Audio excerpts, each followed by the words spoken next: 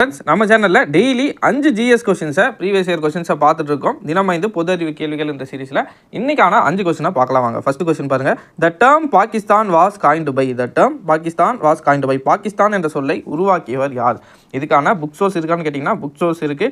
12ஆம் வகுப்பு வரலாறு, அதாவது 12th ஹிஸ்ட்ரி புக்கில் இதுக்கான டேட்டாஸ் இருக்குது. பாக்ஸ்லேயே இந்த டேட்டா இருக்குது, வாங்க பார்க்கலாம்.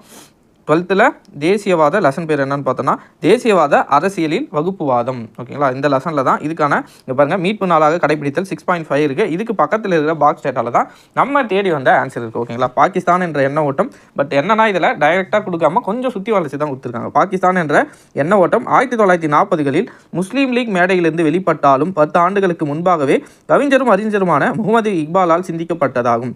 நமக்கு ஆப்ஷனில் முகமது இக்பால்னு கொடுத்துருந்தா நம்ம 100% இக்பாலை தான் போட்டிருக்கணும். பட் அவங்க ஆப்ஷனில் முகமது இக்பாலை சொல்லாமல் அடுத்து பாருங்கள், 1930 அலகாபாத்தில் நடைபெற்ற முஸ்லீம் லீகின் ஆண்டு மாநாட்டில் இக்பால் ஒருங்கிணைக்கப்பட்ட வடமேற்கு இந்திய முஸ்லீம் லீக் அரசை தான் காண விரும்புவதாக கூறினார்.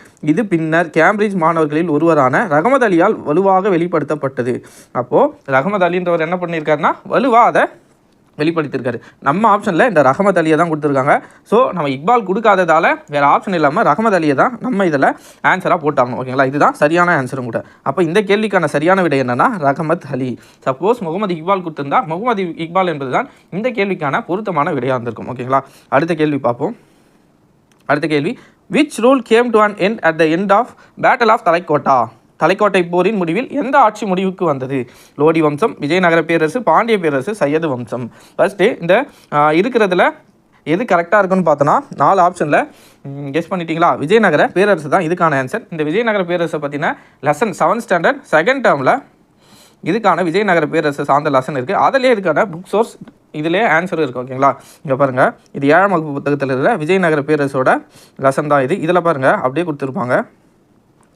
தலைக்கோட்டை போர் என்றறியப்பட்ட இப்போரில் இதுக்கு இன்னொரு பேர் இருக்குது, ராட்சச தங்கடி போர் அப்படின்னு இந்த தலைக்கோட்டை போரை சொல்லுவாங்க. சப்போஸ் கேள்விகள் அப்படியும் கேட்கலாம், ராட்சச தங்கடி போர்.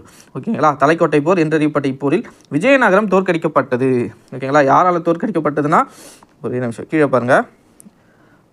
விஜயநகருக்கு எதிராக போர் புரிவதாக தக்கான சுல்தான்களின் ஓர் அணியில் திரண்டனர். தக்கான சுல்தான்னா யார்னா இந்த பாமினி அரசுகள். இந்த பாமினி அரசு எடுத்துக்கிட்டோன்னா நிறைய அரசர்கள் இருந்தாங்க. அதில் கோல்கண்டா, பிஜப்பூர்னு நிறைய அரசர்கள் ஒன்று சேர்ந்து தான் என்ன பண்ணியிருப்பாங்கன்னா இந்த விஜயநகர பேரரசை தோற்கடிச்சிருப்பாங்க. இந்த தலைக்கோட்டை போரோட வருஷமும் ஒரு சில எக்ஸாம்ஸில் கேட்டிருக்காங்க. என்ன வருஷம்னா 1565. ரொம்ப இம்பார்ட்டன்ட். 1565 தான் இந்த தலைக்கோட்டை போர் நடக்குது. இதில் சுல்தான்களுக்கு எதிராக இந்த விஜயநகர பேரரசு போரிடுறாங்க. ஆனால் விஜயநகர பேரரசு தோற்கடிக்கப்படுகிறது, சுல்தான்கள் வெற்றி அடைகிறாங்க. ஓகேங்களா, தலைக்கோட்டை போர் யார் யாருக்கும் நடந்துச்சுன்னா தக்கான சுல்தான்களுக்கும், குறிப்பிட்டு சொல்லணும்னா இந்த பாமினி அரசில் இருந்த சுல்தான்கள். ஓகேங்களா, அதுக்கும் அவங்களுக்கும் இந்த விஜயநகர பேரரசுக்கும் நடந்தது. ஓகேங்களா, அடுத்த கொஸ்டின், இதுக்கான ஆன்சர் ஆல்ரெடி பார்த்துட்டோம், விஜயநகர பேரரசு.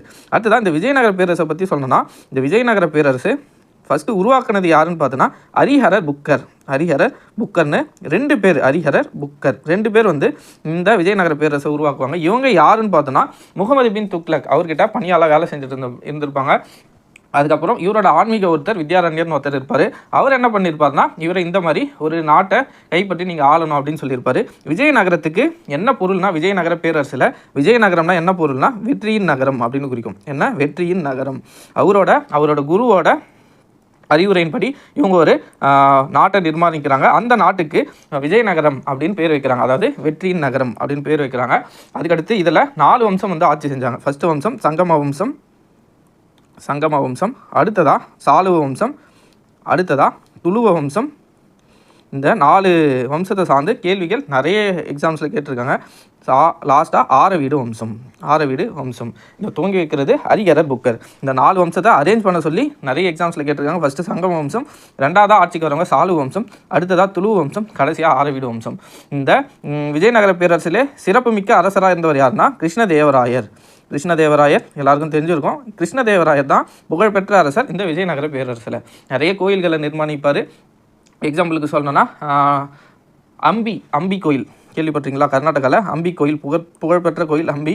நம்ம தமிழ்நாட்டிலையும் கூட நிறைய கோயில்களோட கோபுரங்கள் பெருசு பெருசாக கட்டுறதுக்கு இவர் தான் காரணம். விஜயநகர ஆட்சி பேரரசு காலத்தில் தான் கோபுரங்கள், அதாவது கோவிலோட விமானங்கள் இல்லை, கோபுரங்கள், கோயிலுக்கு முன்னாடி இருக்கிற கோபுரங்கள் உயரமாக கட்டப்பட்டது யார் ஆட்சியில் ஸ்டார்ட் ஆச்சுன்னு பார்த்தோன்னா இந்த விஜயநகர பேரரசு காலத்தில் தான் பெரிய பெரிய கோபுரங்கள் கட்ட ஸ்டார்ட் பண்ணுறாங்க. ஓகேங்களா? இதுதான் விஜயநகர பேரரசை பற்றின ஒரு சின்ன டீட்டெயில்ஸ். அடுத்த கொஸ்டினை பார்ப்போம். அடுத்து பாருங்க, த குவிட் இந்தியா மூமெண்ட், கூற்று காரணம் கூற்று. The quit India movement is also known as August revolution. வெள்ளையனை வெளியேறு இயக்கம் ஆகஸ்ட் புரட்சி என்றும் அழைக்கப்பட்டது. இது கரெக்டானு கேட்டிங்கன்னா இது கரெக்டு தான். பட் புக் சோர்ஸ் நமக்கு எங்கேயும் இதை இப்படி தான் சொல்லியிருக்காங்கன்னு எங்கேயும் புக் சோர்ஸ் இல்லை. அடுத்து பாருங்கள், த ஏஐசிசி, அதாவது ஏஐசிசினா ஆல் இந்தியா காங்கிரஸ் கமிட்டி. ஓகேங்களா? Passed the quit India resolution on 8 August 1942 at Bombay. பாருங்கள், இங்கே பாருங்கள் இந்திய எப்படி கொடுத்துருக்காங்க பாருங்கள் அப்சர்வேஷனை. அகில இந்திய, ஃபஸ்ட்டுக்கு அகில இந்திய காங்கிரஸ் குழு ஆகஸ்ட் 8 பம்பாயில் கூடிய கூட்டத்தில் வெள்ளையனை வெளியேறு இயக்கம் தீர்மானம் நிறைவேற்றப்பட்டது.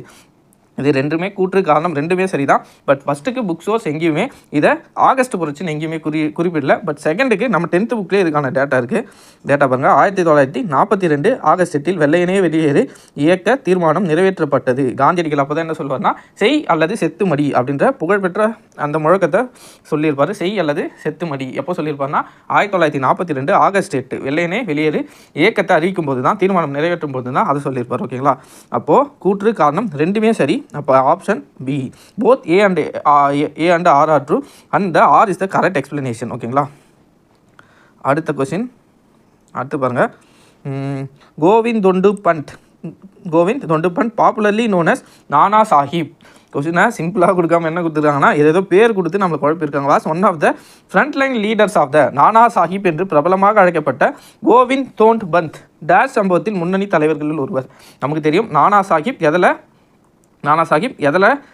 புகழ்பெற்றவர் நம்ம எல்லாருக்கும் தெரியாதவங்க தெரிஞ்சுக்கோங்க. 1857 பெரும் புரட்சி நடக்கும், அதாவது த கிரேட் ரிவால்ட். அந்த கிரேட் ரிவால்ட்டில் தொடர்புடையவர் தான் இந்த நானா சாஹிப். இதுக்கு புக் சோர்ஸ் நிறையவே இருக்குது. இதில் நான் 8th புக் சோர்ஸ் வச்சுருக்கேன். இங்கே பாருங்கள், கான்பூரில் நானா சாஹிப் வெள்ளையர்கள், அதாவது ஆங்கிலேயர்கள் எதிர்த்து போரிடுறாரு. அவர் செஞ்ச கழகத்தை சார் காலின் கேம்பல் அப்படின்ற ஆங்கிலேயர் வந்து அடக்கியிருக்காரு. ஓகேங்களா?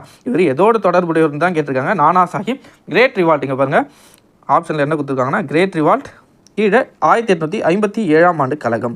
அப்போ கிரேட் ரிவால்ட் ஆஃப் 1857 தொடர்புடையவர் தான் இந்த நானா சாஹிப். இங்கே பாருங்கள் மற்ற ஆப்ஷன்லாம் பாருங்களேன், ரவுலட் சட்டம் இருக்குது, சௌரி சௌரா இருக்குது, கேலா இயக்கம் இருக்குது. இது மூணுமே வாய்ப்பு இல்லை. ஆப்ஷன் ஏ ரிவால்ட் ஆஃப் 1857 1857 கழகம் என்பது இந்த கேள்விக்கான சரியான விடை. அடுத்ததாக பாருங்கள், ஒரு பாலிட்டி கொஸ்டின். இந்த கொஸ்டினை பாருங்கள், identify the correct statement with respect to directive principle of state policy. வழிகாட்டு நெறிமுறைகளை பின்பற்றி சரியான கூற்றினை கண்டறிக. டிபிஎஸ்பி பற்றி மேக்ஸிமம் எல்லாருக்கும் தெரிஞ்சிருக்கும். ஃபஸ்ட்டு பாயிண்ட் பாருங்கள், இது அயர்லாந்து அரசியலிருந்து பெறப்பட்டது. It has borrowed from Irish constitution. ஆமாம், இது அயர்லாண்டிலிருந்து தான் பெறப்பட்டது. இது புக் சோர்ஸ் 10th புக்லேயே இருக்குது. 12th புக்கில் டீட்டெயில்டாக ஒரு டேபிளர் காலம் போட்டு கொடுத்துருக்காங்க பாருங்கள், மார்க் பண்ணியிருக்காங்க ஆல்ரெடி. அயர்லாந்து அரசின் வழிகாட்டு நெறிமுறைகள், அதாவது டிபிஎஸ்பி அயர்லாந்துலேருந்து அவங்களோட அரசியலமைப்பு மூலத்திலேருந்து நம்ம எடுத்துருக்கோம். ஓகேங்களா? அப்போ ஃபஸ்ட்டு பாயிண்ட் கரெக்ட். ரெண்டாவது பாருங்க, 42வது through 47th amendment 4 new directive principles were added to the original list. ஆமாம், கரெக்ட். ஏன்னா 42வது சட்டத்திட்டத்தில் தான் 4 புதிய ஆர்டிகல்ஸ் வந்து இதில் சேர்த்துருப்பாங்க. ஓகேங்களா? 4 நியூ டைரக்டிவ் பிரின்சிபல்ஸ் வந்து சேர்த்துருப்பாங்க. அடுத்தது பாருங்கள், through 44th amendment 2 new directive principles are added to the list. 2 இல்லை, ஒன்று தான் சேர்த்துருப்பாங்க. 44வது சட்டத்திட்டத்தில் 44வது சட்டத்தின் மூலமாக 2 புதிய வழிகாட்டு நெறிமுறைகள் சொல்லியிருக்காங்க. 2 இல்லை, ஒரே ஒரு டைரக்டிவ் பிரின்சிபல் தான் சேர்த்துருப்பாங்க. என்னென்னா இன்இக்வாலிட்டிஸாக குறைக்கணும், ஆப்பர்ச்சுனிட்டிஸும் சரி, அதாவது எல்லாருக்கும் சமமான வாய்ப்புகளை கொடுக்கணும் அப்படின்ற ஆர்டிகல் 38 இந்த சட்ட திருத்தத்தின் மூலமாக தான் சேர்த்துருப்பாங்க. 44வது சட்டத்திருத்தம் 1978 மூலமாக சேர்க்கப்பட்ட ஆர்டிகல் டிபிஎஸ்பியில் எதுன்னு பார்த்தோன்னா ஆர்டிகல் 38. அப்போது இந்த ஆப்ஷன் தப்பு.